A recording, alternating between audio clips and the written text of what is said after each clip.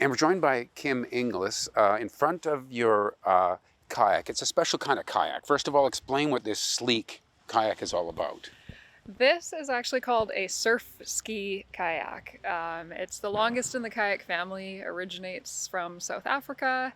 And when it's wavy out, they're extra fun because they're designed essentially to surf the waves. Wow.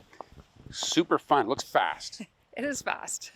Okay, now you are on a mission to paddle 365 kilometers in this, and I guess you're doing some other paddling at home when the weather isn't good enough. Why? So I've created a fundraiser event called Making Waves for Autism. And the reason that I did this is essentially in the summertime, in August, my cousin passed away. And he had a son that he's left behind now, and a wife that his son has autism, is on the autism spectrum. And one thing that my cousin Tyler had been really passionate about had been raising funds and awareness for autism. And one of the things he had been planning to do was to create a large boxing event to do exactly that, to raise funds and awareness for autism. And obviously he's not here anymore.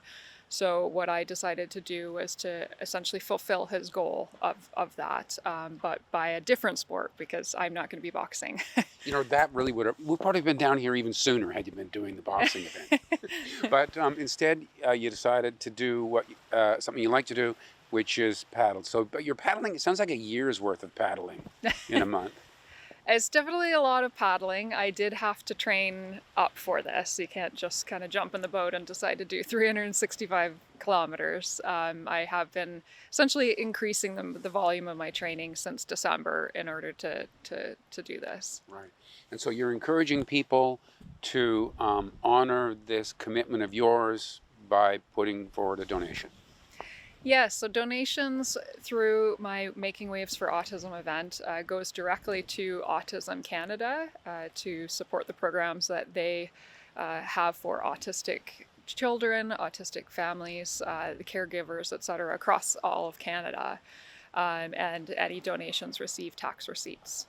Right. And you were saying that, you know, since you've embarked upon this, you've gained more knowledge about autism. And one of the things you mentioned is how long it takes if someone has a child or a family member who they think might be on the spectrum. You can't just go get that confirmed right away. No, so one of the things that I've learned is that it can take upwards of 4 years to get a diagnosis, depending on which province you're in. BC, I believe, is the 4-year mark. And so that's obviously quite a long time. And if families decide that they want to get a private diagnosis to try to, you know, move things along, it can be upwards of $3,000, which is obviously a fair bit of money for a lot of families. So it's definitely a big issue. Right. And your cousin's son is Ryder. Mm-hmm. He's aware of what you're doing? He is, yeah. All right. And yeah, and I guess the idea is you obviously trust Autism Canada to spend wisely and I guess advocate for kids like Ryder.